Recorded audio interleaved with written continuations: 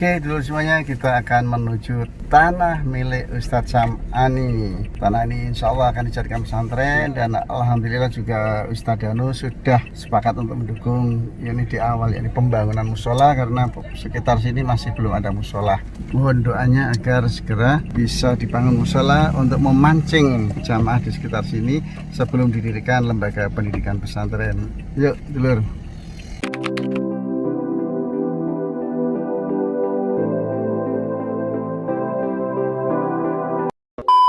Assalamualaikum warahmatullahi wabarakatuh. Alhamdulillah pada hari ini kita semua mudah-mudahan diberkahi Allah Subhanahu wa taala dan diridhoi setiap langkah-langkah kita. Berapapun pendeknya langkah kita mohon agar Allah selalu meridhoi sehingga kita tidak hanya bahagia di dunia tapi juga di akhirat. Para dulur semuanya, sore ini saya berada di sebuah hutan di sebuah daerah namanya Limbangan Selatan, Kota Pekalongan. Siapa sih yang punya ini? Kalian penggemar siraman kolbu tentu akan tahu siapa beliau.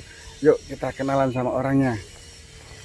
Assalamualaikum. Waalaikumsalam warahmatullahi wabarakatuh. Alhamdulillah nih Ustadz Sam'ani ini. Para dulur semua ini yang biasa ngisi di siraman kolbu. Biasanya kalau ending itu ngomongnya apa itu? Pantunnya apa tuh pantunnya? Pantun apa namanya, tiap hari nonton TV siraman kolbu jadi impian. Jangan lupa Ustadz Sam'ani dari MNC dari Pekalongan.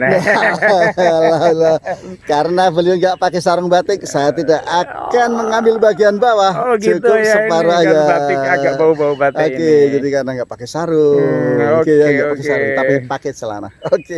Nah, Ustadz Sam'ani, ini ada berapa luas tanahnya nih?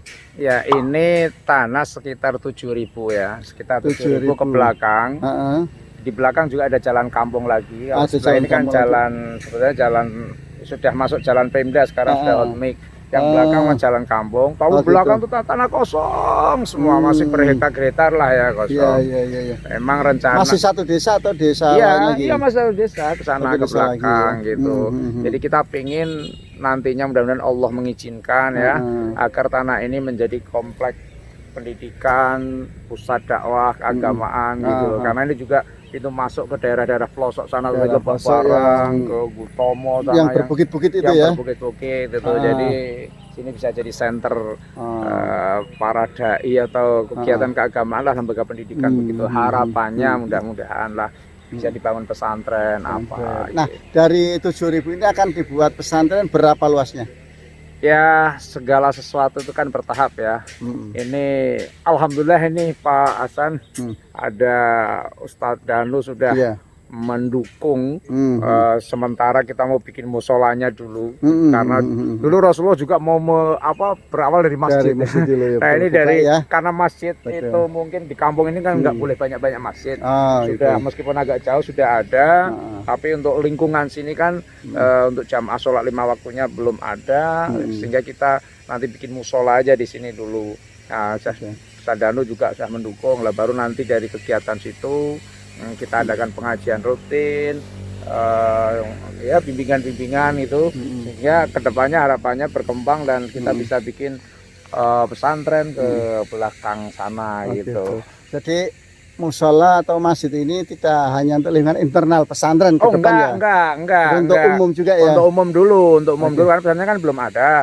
Untuk umum dulu, setelah itu sambil ya mungkin nanti kalau pesantren sudah berkembang bisa saja di belakang ada tempat sholat yang khusus untuk para santri juga bisa, karena kan ini masih agak luas lah untuk pengembangan ke belakang itu. Gitu. Ini kira-kira mulai setelah musola jadi, terus pesantrennya akan dimulai kapan pembangunannya? Ya, kalau biasa cepatnya, tapi kan semua tergantung dana. Kalau ada orang yang mungkin ingin berwakaf, berinfak untuk bekal akhirat, kemudian mau menginfakkan, ya alhamdulillah, mudah-mudahan bisa. Kita memberi peluang nih ya, memberi peluang bersedekah ya. Ini kami sudah ada tanah ya yang bisa dijadikan untuk lembaga pendidikan. Terus terang kalau untuk membangunnya kan saya belum punya lah ya, baru bisa menyediakan ini lahannya saja. Ya mudah-mudahan kalau kita punya niat baik, saya yakin banyak orang baik yang juga ikut ingin berpartisipasi lah bersama-sama begitu. Tapi targetnya kapan mulai operasional ya? Kan kita harus ada planning juga ke depan agar tertata secara sistematis itu perjuangan kita ini ya. Memang ini lagi langkah pertama kita lagi bikin badan hukumnya dulu. Jadi karena kan bagaimanapun harus ada badan hukum. Kalau masih status tanahnya masih nama pribadi itu mungkin ya bagaimana lah ya. Jadi kalau sudah ada badan hukumnya, ada secara bertahap mana yang diwakafkan, itu kan lebih ini ya, lebih yang sudah mau dibawa lebih tetap mungkin ya ada yang untuk keluarga yang disisakan, jadi dibagilah. Tapi kecuali nanti dibutuhkan tuh wallahu alam lah, nanti yang jelas niatan kita itu mudah-mudahan di sini menjadi sebuah lembaga pendidikan keagamaan lah gitu. Namanya apa rencananya ini? Kalau rencana nama si Nur Sya'roni ya. Nur Sya'roni Cahaya. Sya'roni itu nama kan ayah bapak ya, nama bapak, nama orang tua yang sudah almarhum, yang sudah meninggal, mudah-mudahan dirahmati oleh Allah gitu. Rencananya itu yang kita. Kan dari satu keluarga itu 11 orang ya. Ada beberapa yang jadi ustadz, apakah nanti juga akan mendukung, memberikan kontribusi keilmuannya di sini? Kami dari 11 anak, 11 itu kebetulan yang sudah tidak ada satu ya, jadi tinggal 10. Insya Allah semua ikut mendukung lah. Ikut mendukung dan mudah-mudahan akan konsentrasi juga ya. Ya ikut itu pasti ikut membantu. Alhamdulillah kebetulan kakak-kakak saya dari semua kan alumni pesantren ya. Jadi mungkin ya semazhab lah, seirama gitu. Jadi kalau untuk itu pasti mendukung insya Allah lah. Ini selain dana apa nih kesulitannya untuk di sini?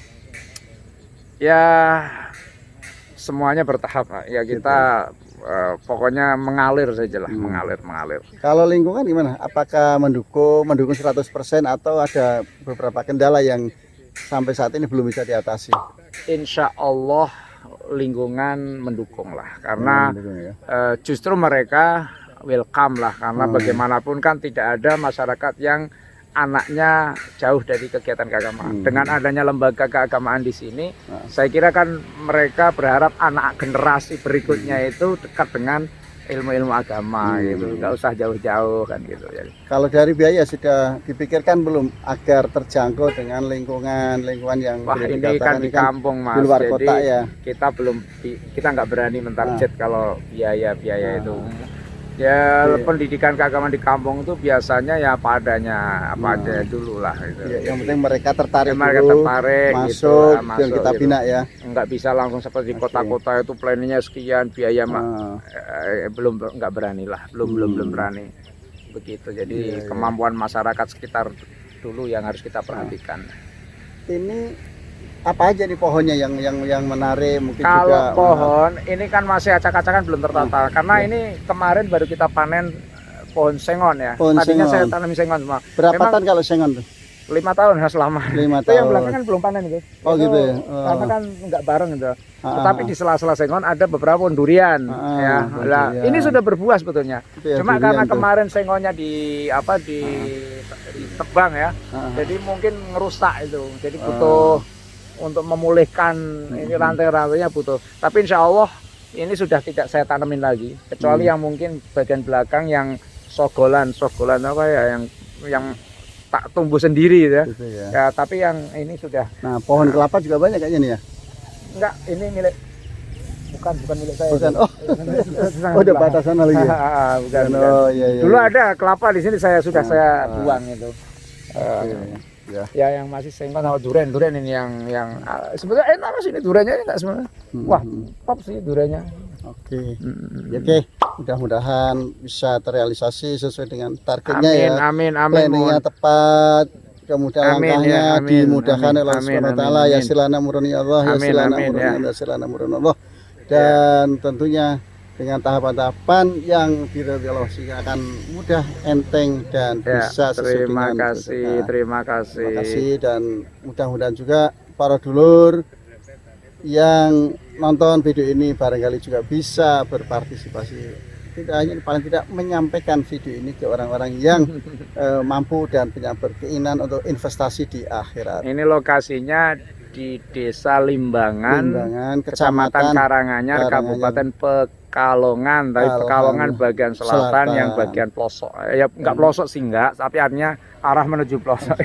Oke. Oke, Ustaz Samani ya. Ya, ini masih Terima kasih. Assalamualaikum warahmatullahi wabarakatuh.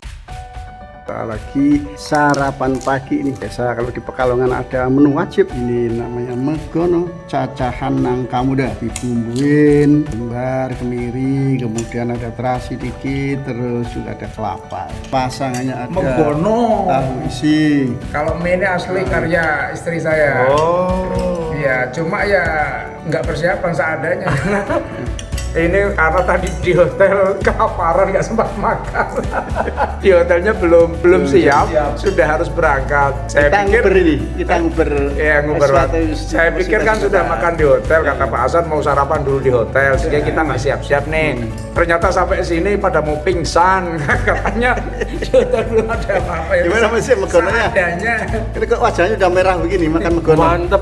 Saya takut makan megono, takut di Jakarta susah nyarinya. Bukan takut baliknya susah ke Pekalongan gitu ya. Iya, itu juga. Karena tadi di hotel pagi-pagi kita ngejar syuting di alun-alun, background Masjid Agung Al Jami Pekalongan, dan kemudian juga saya janji ke teman-teman, oke, sesuai dengan saran Ustadz Sam'ani tempo hari kita akan makan garang asam di Haji Mas Duki di alun-alun. Pas karena tadi masih pagi dia kesana masih tutup, katanya jam 7 baru buka. Ya Allah, nggak apa-apa dah. Oke ya, mudah-mudahan tetap berkah